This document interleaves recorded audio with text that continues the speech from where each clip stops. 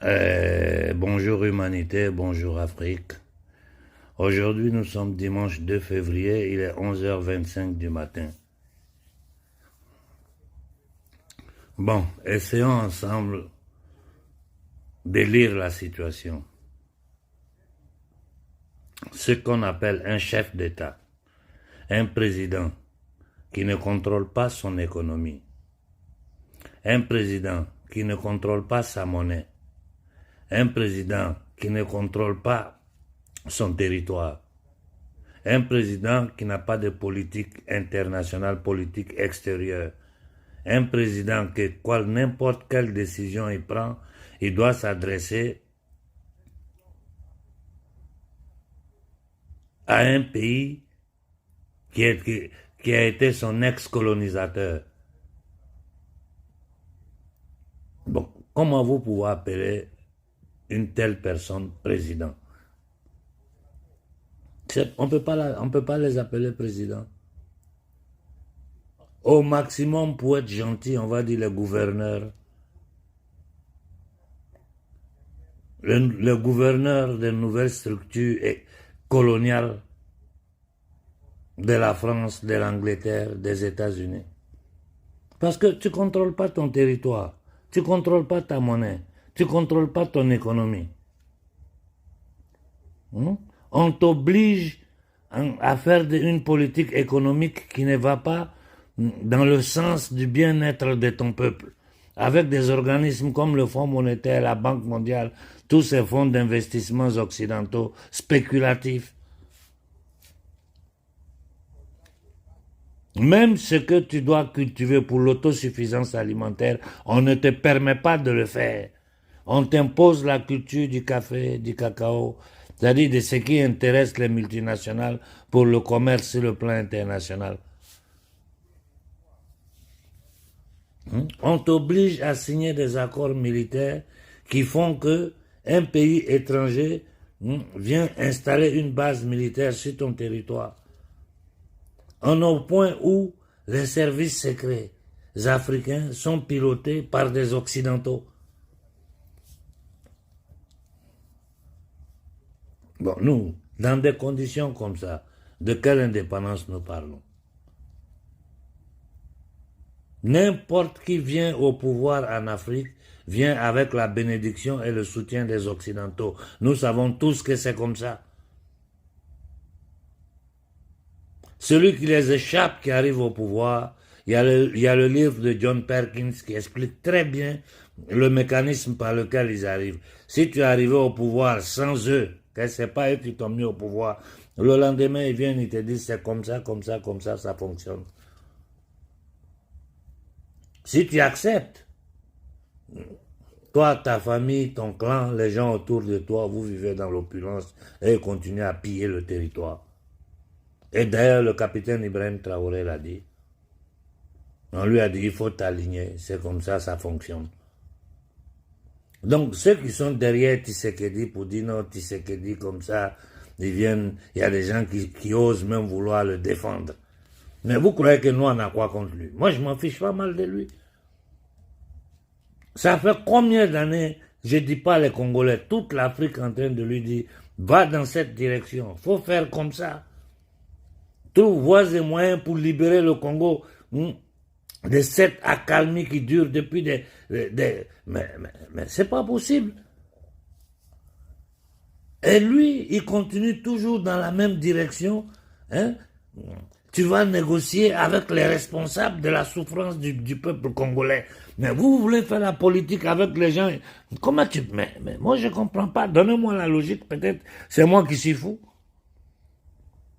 Des gens qui ont créé Kagame, ils l'ont armé.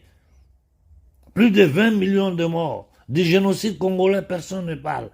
Tout le monde sait que c'est eux qui sont derrière ça. Une famille comme la famille Clinton, qui détient au Congo un territoire qui est grand, qui est plus grand que l'État du Delaware.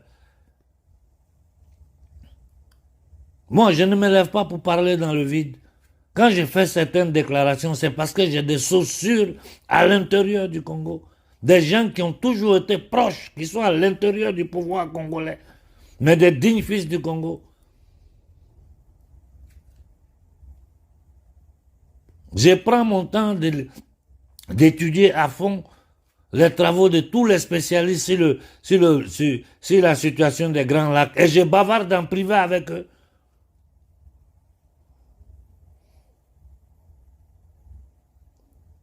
On ne peut pas négocier. Comment tu as fait pour négocier avec des négriers? Parce que ceux-là, c'est des négriers, des gens qui... Mais combien de rébellions ils ont créées?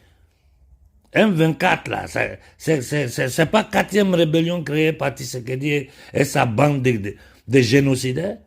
Il y a combien de groupes armés là-bas? Ouganda, tous ces pays qui sont... Leurs actions, c'est pourquoi? C'est pour les envahisseurs. Ils n'ont aucune autonomie. Ce que vous appelez chef d'État africain, je répète, quelqu'un qui ne contrôle pas son économie, tu ne contrôles pas ta monnaie, tu ne contrôles pas ton territoire. Tu es président de quoi? Tu es président des camps de concentration. Donc ne pensez pas qu'on est pour celui-là ou contre celui-là. C'est que vous ne comprenez même pas dans quoi nous sommes. Nous avons été ceux qui ont supporté avec toute leur force le gouvernement malien. Aujourd'hui, vous voyez nos positions par rapport au gouvernement malien. Ce n'était pas parce qu'on était... Non, c'était parce qu'on était dans un projet. Un projet de libération, un projet révolutionnaire populaire. Ce que c'est devenu là, ça est sous les yeux de tout le monde. Nous, on ne peut pas supporter ça. C'est de l'hypocrisie. C'est nous faire du mal nous-mêmes. Parce que ces actions, ce qu'ils sont en train de faire, ça va faire mal au Mali.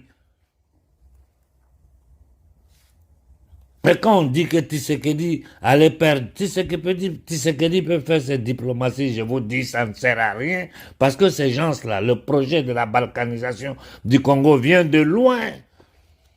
Si vous n'avez pas une vision globale de ce qui est en train de se passer dans le monde, dans lequel l'Afrique est une partie du plan, je vous ai dit la dernière fois, ils vont se concentrer sur l'Afrique les mois à venir. Soudan, Somalie, Afrique centrale et Afrique du Sahel. Et qu'est-ce que nous allons faire? On va rester là encore à analyser. Pendant que le diable est en train de préparer ses plans tous les jours, ils vont nous surprendre pendant qu'on est dans des bêtises de diplomatie. Réfléchissons. Le Mali est allé au Conseil de sécurité des Nations Unies avec les preuves. Ils ont mis le droit de veto. Interdit de parler de ça. Voilà pourquoi j'ai des difficultés, même souvent, même quand je critique Assini. Je dis, mais au moins, ils ont eu le courage d'aller aux Nations Unies. Mais ils se sont rendus compte que là-bas, là, on ne fait rien sans là, parce que là-bas, là, c'est l'instrument des démons qui gouvernent ce monde pour légitimer les actes criminels. Ils ont mis le droit de veto. Dans l'interview, hier, j'ai laissé une interview à une télévision italienne. J'ai dit clairement, j'accuse nos dirigeants avant tout. J'accuse nos dirigeants avant tout, parce que c'est eux les responsables. Mais je sais la pression qu'ils subissent. Je sais que beaucoup ont peur. Ce qui m'énerve, ils ont peur, mais ils n'ont pas peur de voler pour mettre dans le compte chiffré. Sinon, je sais qu'ils ont peur. Ils tuent président américain, ils tuent président européen. Combien ils ont tué chez nous? Mais aujourd'hui, au moins, vous qui êtes au pouvoir en Afrique, vous avez la chance d'avoir une jeunesse panafricaine qui est prête à mettre sa poitrine pour vous. Il faut sortir de cette hypocrisie. Hein? Comment nous pouvons perdre le temps à nous adresser à la France, à l'Union européenne, quand sous nos yeux, cette Union européenne a signé des protocoles, des accords avec le Rwanda pour les matières premières du Congo? Comment nous, on peut encore dire on va faire diplomatie avec ces gens-là? Ça veut dire qu'ils ont dit clairement, pillez, faites passer par le Rwanda, envoyez, nous on vous couvre. Ça, c'est du banditisme. Le sang de notre jeunesse est en train d'être versé au Congo. Les enfants sont dans des conditions incrédibles. Les députés, 30 000 euros par mois. Les soldats qui doivent aller combattre 80, 100 euros. Mais vous n'avez pas honte, la politique congolaise. Vous n'avez pas honte. Les politiciens congolais, vous n'avez pas honte. Tout le monde veut avoir son petit trou de mine quelque part où il va exploiter.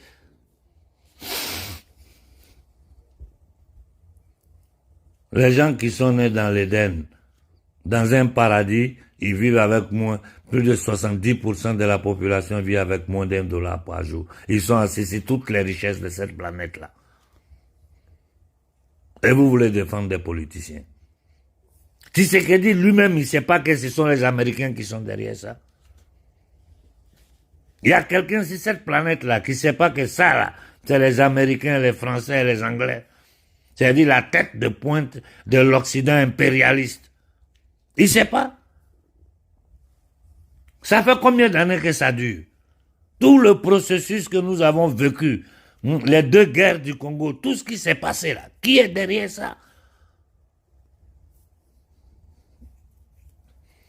Les gouvernements africains, là, à chaque fois qu'ils vont taper, ils n'ont qu'à continuer dans leur balivernes, les discussions inutiles. Tshisekedi n'a qu'à continuer dans ses conneries. Mais nous, là, si on veut aider Tshisekedi dans ces bêtises-là, nous, on peut l'aider même sans son accord. Il faut poser des actions. Il faut poser des actions. Il faut passer à l'attaque. Une seule journée d'action. Aujourd'hui, le monde entier est en train de parler du Congo. Mais comme ils ne vont pas arrêter, ils sont machiavéliques. Ce sont des démons. Ils ne vont pas arrêter. Le diable, là, il n'arrête pas. Il va chercher une autre route. Il risque de nous surprendre avec quelque chose d'encore plus grave. Et qu'est-ce que nous allons faire? De quelque chose de plus grave où nous allons perdre des milliers de vies humaines. Nous devons passer à l'attaque. Nous devons passer à l'attaque. Nous devons agir. Non rester dans le paradigme de action-réaction. Non, nous savons ce qu'ils veulent. Ils ne vont pas arrêter. Je vous en prie, écoutez-moi. Ils ne vont pas arrêter.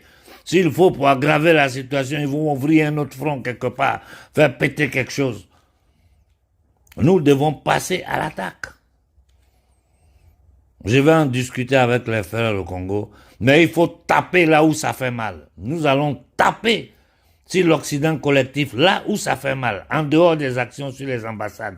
Tenons-nous prêts, organisons-nous et les prochains jours, essayons de passer à l'action. Moi, je vais en discuter avec les frères au Congo. Ce qu'ils vont dire, s'ils sont d'accord, je reviendrai, je vous dirai, on fait tout sous le soleil. Ils vont voir de quoi nous sommes capables. J'ai dit notre nombre et notre force. Quelle police qui peut arrêter 1 million de personnes? C'est pas possible. Les policiers eux-mêmes, ils gagnent combien? Les députés, les gens que vous protégez là, vous gagnez combien? Eux, ils gagnent combien? Les petits policiers souffrent. Des généraux voleurs qui volent l'argent du... Mais c'est quoi ça? Et ça, c'est dans toute l'Afrique. Ils sont corrompus. Avant de penser de nous apprendre aux ennemis exogènes, commençons à nettoyer à l'intérieur de l'Afrique. C'est grave ce qui se passe en Afrique. Dites partout les politiciens volent. Mais pour nous là, c'est hold up. C'est hold up. Ce qui se passe au Congo là, c'est hold up. 30, même les députés français et italiens ne gagnent pas 30 000 € par mois. Ceux qui vont mettre la poitrine, risquer leur vie pour le pays, on leur donne 80 €, 100 €. Les policiers, la misère. Et il faut se préparer à passer à l'attaque. Nous devons mener cette guerre. Où nous la menons. Et que sûrement, si nous posons les actions justes, l'Occident sera humilié. Le paradigme va changer par force. Et ça va aider même le gouvernement congolais. Parce que l'opinion publique mondiale, là, c'est de ça ils ont peur. Mais si nous restons assis pour attendre qu'on nous frappe encore parce qu'ils vont frapper, avant de nous lever pour analyser, pour nous indigner, c'est notre responsabilité. Et ce qu'ils vont nous faire, Ce qu'ils vont faire sera grave. À la société civile dans l'AES, restez vigilants. Le combat là, ça va commencer. Ça va commencer avec dureté. Ces gens-là, c'est des démons. Ils vont créer des choses qui vont nous dépasser. Regardez ce qu'ils sont en train de combiner dans le monde. Aux yeux, au sud de tout le monde. Ils s'en fichent pas mal. Mais chez nous, là, ça a trop duré. Il faut faire arrêter ça. Nous pouvons le faire. Notre nombre et notre force. On n'a pas besoin, sans tirer une balle, on les fout dehors de l'Afrique. Je souhaite bon dimanche à tout le monde. Et à nos frères du Congo, sachez que nous vous aimons. Nous vous aimons, nous vous aimons. Et nous serons à vos côtés. Bon dimanche.